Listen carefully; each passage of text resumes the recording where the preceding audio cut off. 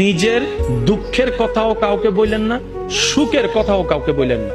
কথাটা একটু শুনতে আপনার কাছে অন্যরকম লাগলেও একটু ভিতরে গেলে আপনি নিজেই বুঝতে পারবেন। আপনি নিজের মনের দুঃখ কষ্ট সহ্য করতে না পেরে হালকা করার জন্য যাকে বলছেন, মনে রাখবেন আপনি তার কাছে কিন্তু কোনো না কোনো ভাবে একটু ছোট হয়ে যাচ্ছেন। এমনও হতে পারে আপনার দুঃখের সে কথাগুলা আপনার সামনে অভিনয় করে যে আপনাকে বুঝ দিয়েছে, সে পিছনে আপনার সেই দুঃখের কথা নিয়ে হাসি ঠাট্টা করতেও দ্বিধাবোধ করে না, এমন অনেক মানুষ আছে।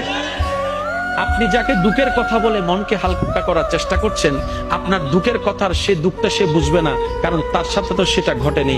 সেজন্য আপনাকে 3 মাস 4 মাস 3 বছর পরও হয়তো আঙ্গুল তুলে দেখাই দিতে পারে, সেই কথাটার কথা দিয়ে খোঁটা দিতে পারে। কথা বলেন ঠিক না? দুঃখের কথাও মানুষকে বলে শান্তি নেই। এবার আপনি বলবেন ভাইয়া সুখের কথা কেন বলবো না?